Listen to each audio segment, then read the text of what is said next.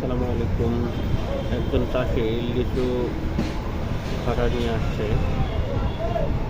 আপনাদের যদি লিচু ফাটা শুরু হয়ে যায় তাহলে আপনারা ব্যবহার করবেন 16 বোরন পার লিটারে 1 থেকে 1.5 গ্রাম, সাথে ব্যবহার করবেন কার্বন ডাইজিম। আশা করা যায় লিচু আর ফাটবে না। আপনারা দ্রুত 16 বোরন আর কার্বন ডাইজিম স্প্রে করবেন, ইনশাল্লাহ লিচু ফাটা বন্ধ হয়ে যাবে। যেমন আপনার 16 বোরন আছে, আপনার ম্যাকডোনাল্ড কোম্পানি 16 বোরন আছে, আপনার আইসিআই এগ্রিকেয়ারের লিব্রা 16 বোরন আছে। আপনারা এই 16 বোরনগুলো ব্যবহার করবেন।